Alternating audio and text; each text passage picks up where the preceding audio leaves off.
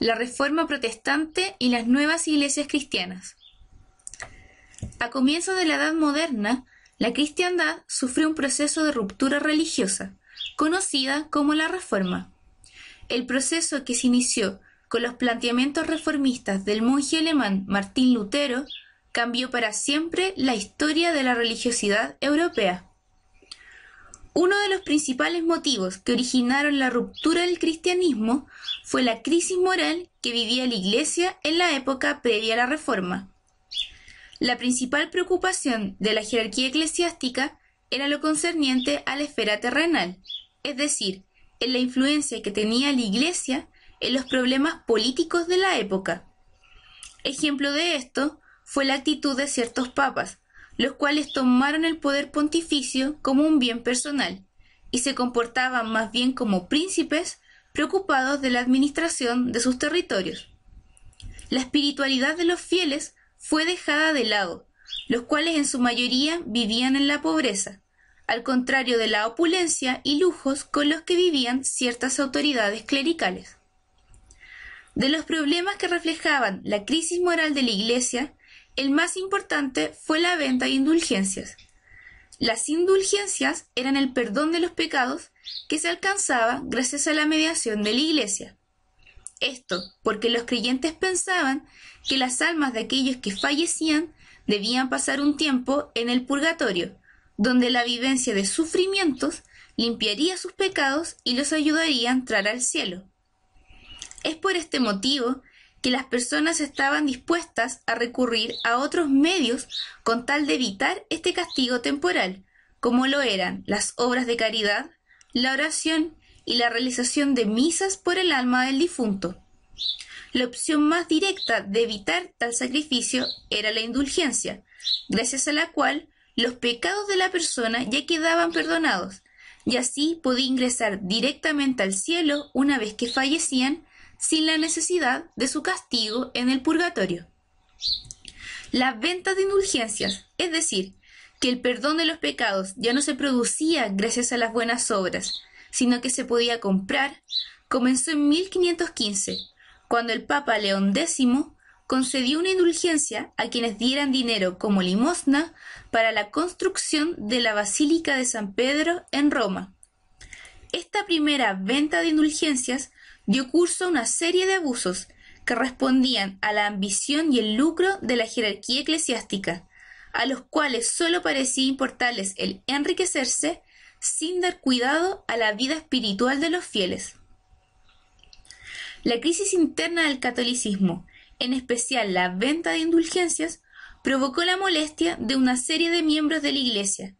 Uno de ellos fue el monje alemán Martín Lutero, quien en 1517 clavó en las puertas de la Catedral de Wittenberg sus 95 tesis, las cuales criticaban la ambición económica que conllevaba la venta de indulgencias.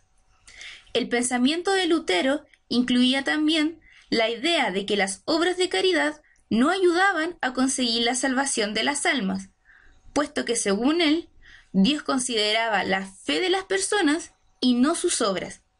Además, defendió el que cada persona pudiera interpretar la Biblia de manera individual, es decir, que no fueran guiados en la comprensión de las Sagradas Escrituras de acuerdo a lo señalado por las autoridades de la Iglesia.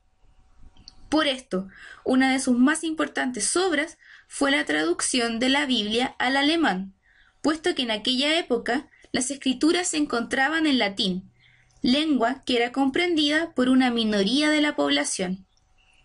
Otra de las características de su pensamiento era que para él los únicos sacramentos válidos eran el bautismo y la Eucaristía. En 1521 sucede el hecho conocido como la Dieta de Worms. Una vez que Lutero fuera excomulgado por la Iglesia Católica, fue llamado a retractarse de sus planteamientos frente al Papa y frente al emperador del Sacro Imperio Romano Germano, Carlos V. Ante la negativa de Lutero de abandonar lo indicado por sus postulados, este fue desterrado del imperio y sus escritos fueron censurados y destruidos. Así podemos ver que la importancia de los planteamientos de Lutero iba más allá del ámbito espiritual, pues también conllevaron conflictos en el plano político. Sus planteamientos ganaron adeptos que provenían de los estratos bajos de la sociedad, así como también de nobles y príncipes alemanes.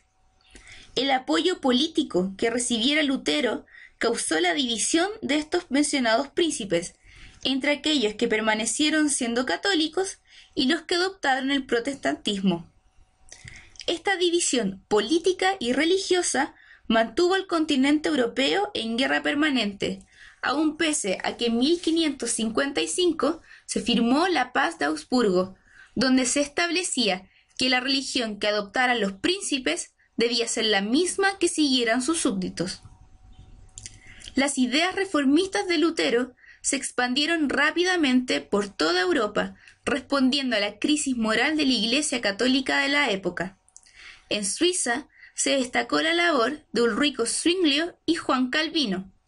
Este último desarrolló la idea de la predestinación, la que indicaba que la salvación de las almas no se lograba a través de las buenas obras, sino por medio de la fe, tal como le indicaba Lutero.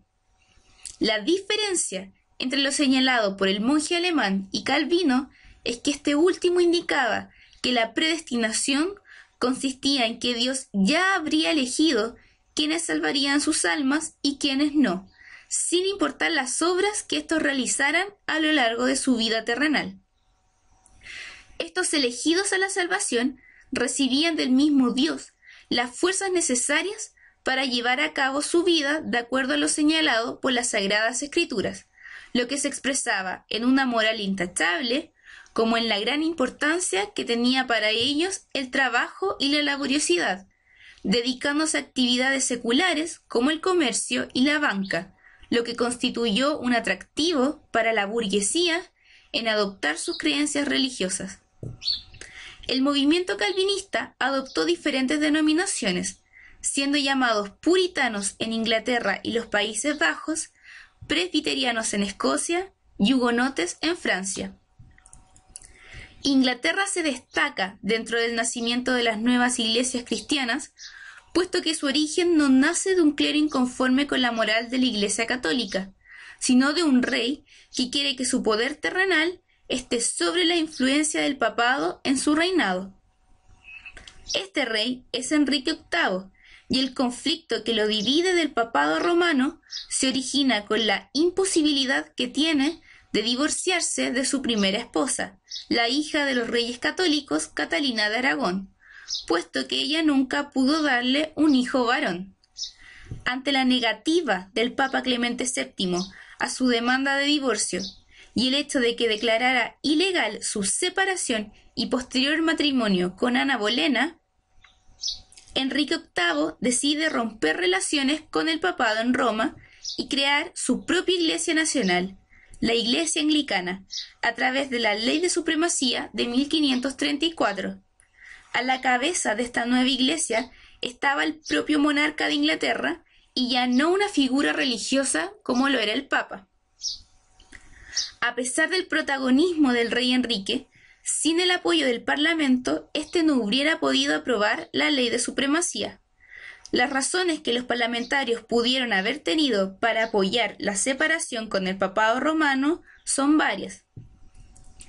Algunos realmente pensaban que la Iglesia necesitaba una renovación moral y espiritual, mientras que otros despertaba su interés las grandes extensiones de tierras en posesión de los religiosos católicos. Cuando el rey ordenó el cierre de los monasterios, la confiscación de los bienes y la venta de tierras de la Iglesia católica en Inglaterra, fueron estos mismos parlamentarios, nobles y burgueses, quienes adquirieron tales bienes, aumentando así sus riquezas personales.